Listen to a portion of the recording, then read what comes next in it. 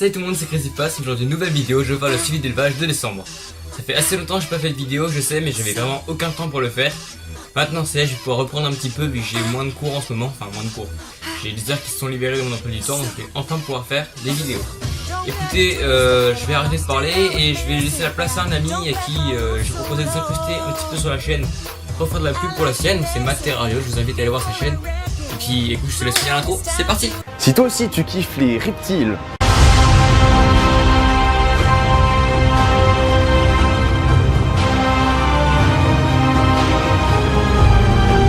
les amphibiens et les insectes, n'hésite pas à faire un tour sur ma chaîne Matt Terrario. Tu y retrouveras de nombreux tutos, des présentations d'espèces et bien d'autres. Merci CrazyPhasm et bonne vidéo. Alors, on va commencer ce suivi d'élevage par les Steropteryx dilatata. On voit ici que j'ai une femelle qui avant n'était pas adulte mais qui est enfin passée subadulte, pardon, anti-sub même d'ailleurs. Voilà, donc une petite anti-sub, enfin petite, elle est quand même assez grande. Bon là, ils étaient dans le noir il y a pas très longtemps, donc ils sont pas encore bien verts. C'est vrai que leur couleur varie vachement selon l'heure de la journée et selon la luminosité. Mais vraiment, en soirée, quand ils ont toute la journée en pleine lumière, ils sont vert fluo et c'est assez sympa.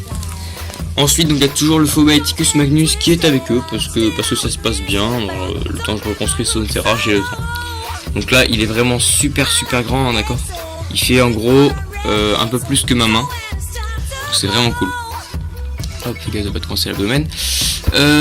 Ici, on a un petit mâle subadulte qui devrait passer adulte dans assez longtemps, vu que sa précédente mue date d'il y a environ 2 semaines. Donc il a mué vraiment longtemps. Ensuite, ici, un autre mâle au même stade que l'autre.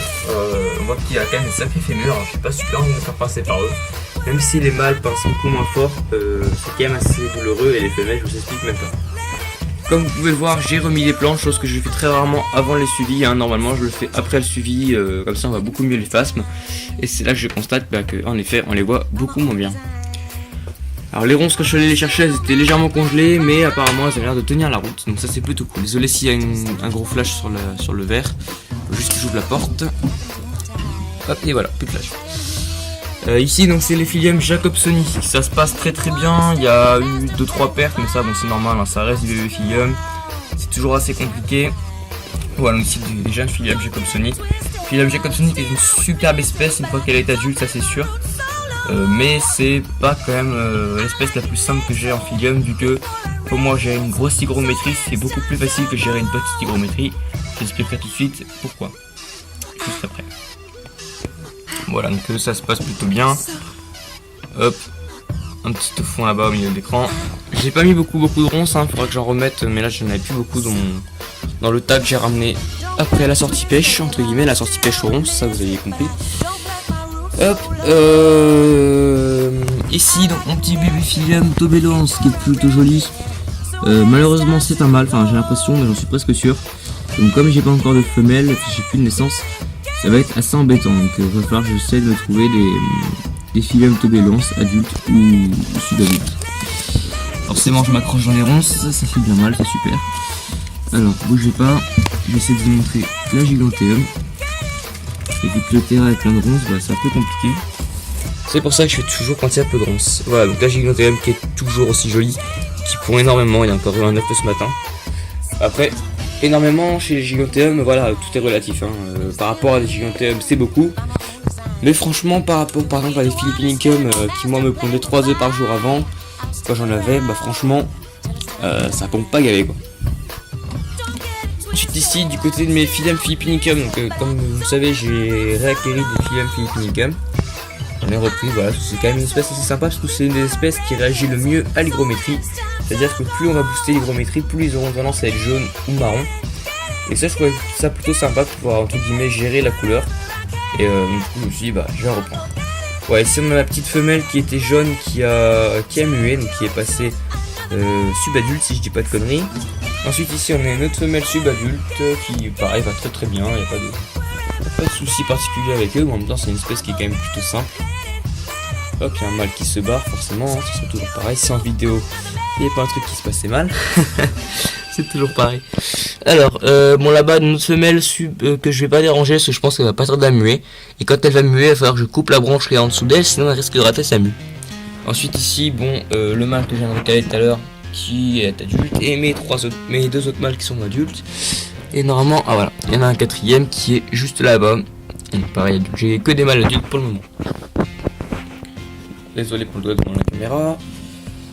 Hop, ensuite les fourmis, bah ça se passe bien. Écoutez, de temps en temps je vois une qui sort là pour aller boire sur le petit coton ou grailler un bout de mouche ou un truc comme ça, mais c'est vrai que bon, c'est toujours beaucoup moins souvent que d'habitude, hein. Là, vu qu'elles sont en diapause, forcément ça influence beaucoup leur développement. Ensuite, ce que je vous disais tout à l'heure par rapport à l'hygrométrie, c'est que pour moi une hygrométrie c'est facile à gérer. Je mets du sable au fond du terrasse ou du sopalin, donc c'est très facile d'avoir une grosse hygrométrie. Par exemple ici pour les Gignoteum, le sable est très humide, donc je monte environ à 99% d'hygrométrie, donc autrement dit un air saturé. Pour les Phyllium Philippinicum, je suis plutôt autour des 80-85, un peu plus la nuit. Voilà, pareil, parce que le sable est un tout petit peu moins humide. Alors là, désolé si la qualité vidéo est pas ouf. C'est juste qu'il n'y a pas un super éclairage aujourd'hui dans ma chambre, parce que je fais ça, il est 6h du matin, donc il fait nuit. Et bon, vu qu'il n'y avait personne chez moi, j'en ai profité. Ensuite, au niveau de l'incubateur, toujours pas de moisissure, ça se passe nickel. Par contre, j'ai pas beaucoup de naissances. Alors ça, c'est ma petite théorie, je dirais, c'est qu'en gros, l'hiver, bah, vu qu'il fait plus froid, je pense que les œufs se mettent un peu en diapause, mais genre ils se calment un peu au niveau éclosion. Là, j'en suis presque sûr. C'est vrai que tous les ans, enfin de chaque hiver quasiment, j'ai vraiment peu de naissances. Ensuite, du côté des Périphas Machutae, ça se passe très bien. Pareil, je leur ai remis du Troène. Hein. Bah, ça se passe très bien. Vous voyez, on a un jeune ici qui doit être à vue nez comme ça, je dirais L3, L4. Ouais, peut-être plutôt L3. Voilà, ensuite on a des adultes, il y en a pas mal dans ce terrain. Désolé pour le plan un peu bizarre là, parce qu'on va pas beaucoup voir.